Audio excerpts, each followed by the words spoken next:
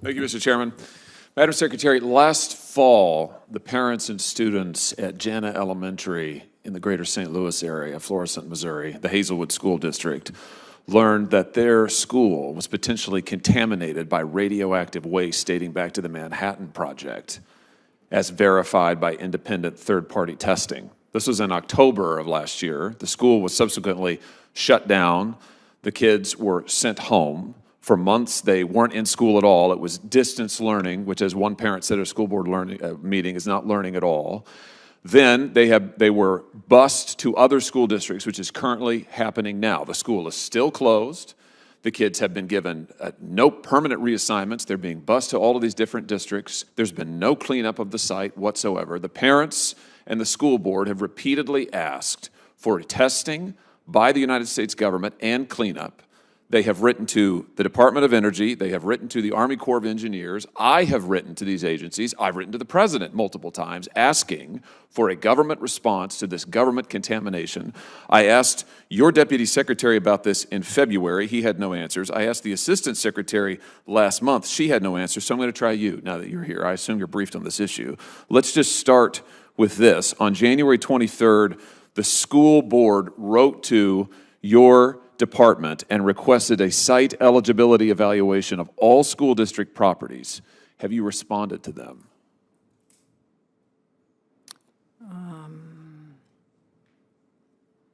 Yes, we did. And what did you say? We responded. First, let me just say, totally understand the significance of the parents' concerns here. Obviously, we don't want any school children to be going to school where there may be a risk of radiation.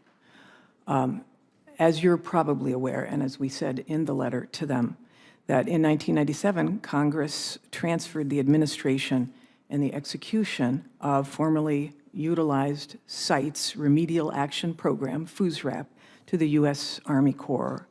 And that, it's my understanding, they have been doing testing, and they are the ones who have the responsibility and the jurisdiction for management of FUSRAP activities. It's only when a site has been totally cleaned up and finished that it comes over to our environmental management. The Army Corps, as I'm sure you're aware, says the opposite. They have directed the school district to your agency. They have said, which is why the school board wrote to you on January 23rd.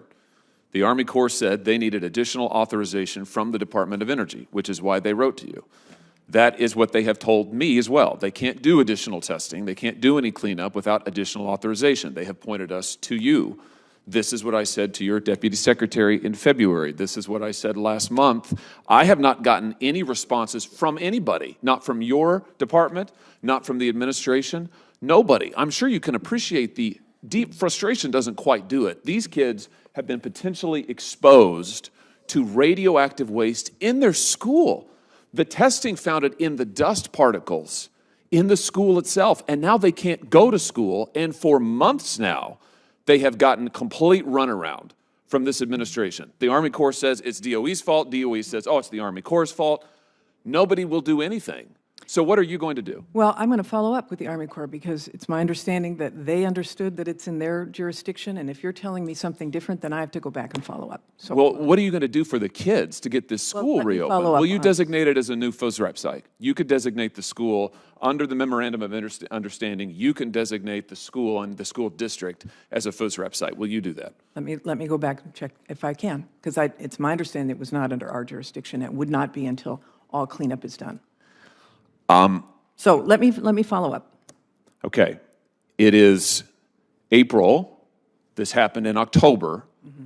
The school is still closed. The parents don't have any answers. Listen, I am dead serious about this. Until we get answers for these kids and until we get that school reopened and cleaned up, I'm going to hold every nominee to your department and every piece of legislation. I'm going to do the same thing with regard to the Army Corps. They have gotten the runaround, frankly, for years. This radioactive contamination's in the creek water that runs right by the school. This community has gotten the runaround for years.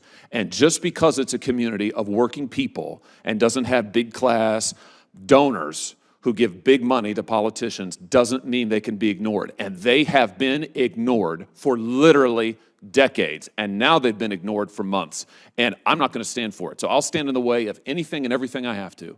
until we get solutions and results. So you come back to me as soon as you can, but until we get some results here, I'm going to stand in the way until these kids get answers. Thank you, Mr. Chairman. Thank you very much, Senator. Senator Hickenlooper.